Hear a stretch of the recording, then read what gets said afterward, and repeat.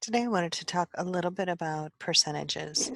I think this is one of the biggest questions of how to do the problem that I get, because there are so many ways that the questions can be worded.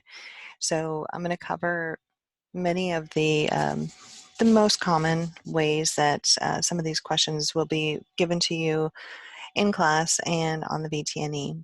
So sometimes you're trying to figure out what is the percentage of a particular dose.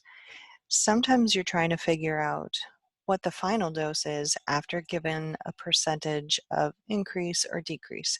So we're going to touch on 6 different problems that you may potentially see on homework, on any tests, or on the VTNE.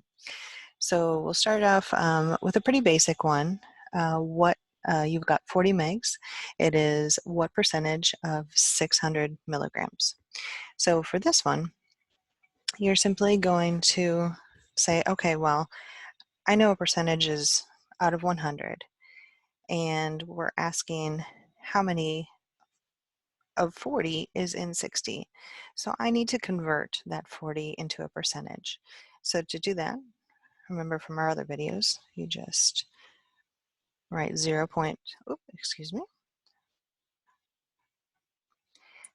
40, and then multiply it times 600.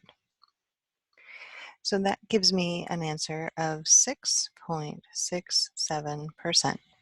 And always just double check to see if they want you to round to the nearest whole, to the nearest tenth, so you're always getting the correct answer. So always just make sure, see what your teacher wants as far as rounding goes. But it's just as simple as turning that original milligram into a percent, multiplying it by the larger one, and getting your percentage. Another way you might be given a percentage question is like this. So if you only administer 2 grams of a patient's 7-gram dose, what percentage of that dose did they actually receive? So again, we multiplied in the first problem. This time we're actually going to divide because they haven't given us any percentage to deal with. So now I have to make my own percentage. So this one I'm going to divide my 2 by my 7. And of course that doesn't go in there, so always put your decimal place in there to get ready. And your final answer would be 0.2857. 0.2857. So now we'll just slide this over. Well, that is not in percentage form, right? So we need to go ahead and convert that to a percentage. And you remember from our other videos, the way we did that was just move that decimal place on over. And so that would give us 28.6%. Or if they want you to round it to the nearest whole, be 29%. So they have only received 29% of their total dosage. Another way you might see percentage questions written is 65% of a 150 milligram dose is how many megs. So for this one, it's kind of like the first one. Well, it's definitely like the first one. We're going to multiply. So they've already given me my percentage. So now, in order to make this a workable problem, I need to convert that into a decimal. So 0.65, multiply that by 150, and that gives me 97.5 megs. I'm going to put megs here. So another question and another thing that people often get wrong are the units. So always, there's no unit on this one. I've already taken that one off and I've converted it into a number form. So the only unit that's left over is the one that I'm going to go ahead and transfer over to the final answer. So always make sure you're double checking and making sure you have the correct unit. Let's do another one. So this one tends to throw some people off. So I wanted to touch base on this one. You are instructed to increase your patient's dose of 500 milligrams by 15%. What is their new dose? So this is kind of a two-part problem. So this is what they were prescribed. Now the doctor's like, no, they need 15% more of that. Well, how much is that? So what I need to first do is figure out what 15% of 500 milligrams is. So let's start that way, 500 milligrams. And again, we can't use this percentage here, so let's go ahead and convert that to a decimal, like so. And that will give me 75 milligrams. Okay, so I'm going to need to increase this patient's dose by 75 milligrams more than they originally were prescribed. So now what their final dose is going to be is simply just take their original dose, add it to that 75 milligrams, and their end dose is 575 milligrams, like so. That's probably the most commonly used one that I've seen, either increasing or decreasing a patient's dose or their fluid intake. So I thought we would go ahead and do a fluid one where you're actually decreasing the amount of fluids that they're receiving. So in this one, we're asked to decrease the patient's fluids of 750 mLs by 30%. So what is their new amount? The doctor calculated it up. He's like, yeah, give him this. And then he realized that the weight was wrong. He's like, no, let's drop it by 30%. So how are we going to do that? Again, we can't use this percentage. So in order to make that a workable number, let's go ahead and put that down here as 0.30.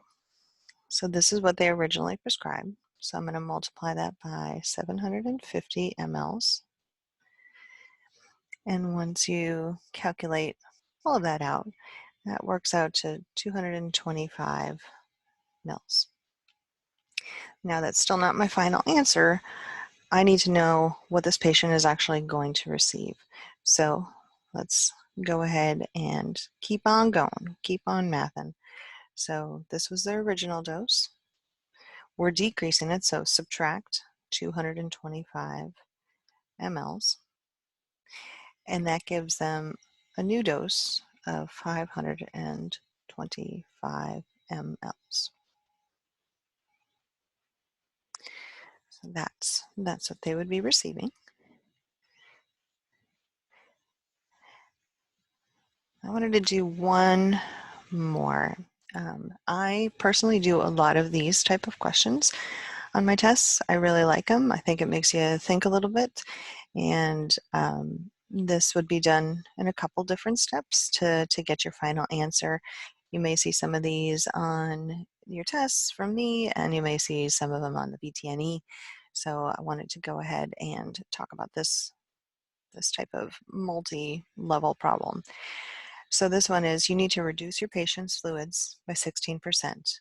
They originally prescribed 500 mLs of LRS.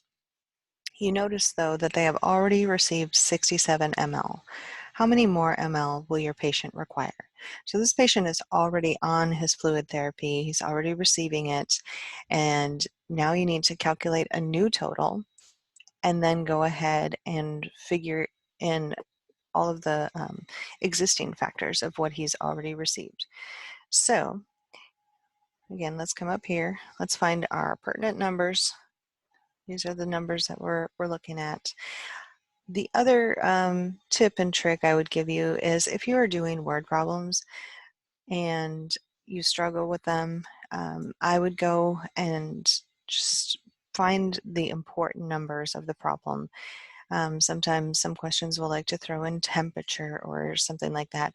So go ahead and make sure you are just using the numbers that you absolutely need. So for this one, we're going to do the 16%, and we're going to multiply that by 500 mLs, and that gives me 80 mLs. So they originally prescribed 500. So remember, this is a multi-level problem. So 500 mLs minus your 80 mLs gives me 420. So that's actually their new prescribed dose. That's still not the answer that the teacher is looking for.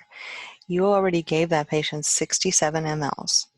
So what's left? What are they gonna still need?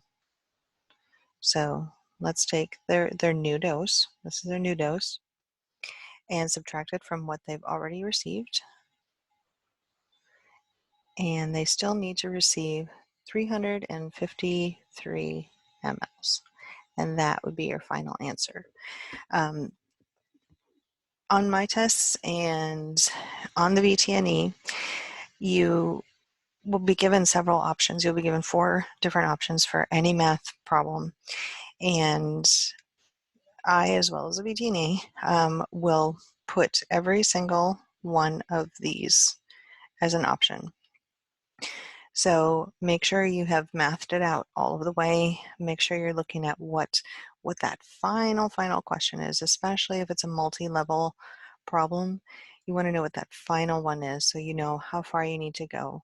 Some of these math problems will get, and word problems will get very extensive, but they may only be looking for something really simple that you may just need to multiply once, but they're throwing a whole bunch of numbers out there at you, so it may seem a little bit confusing. So just make sure you read the question and you should be just fine.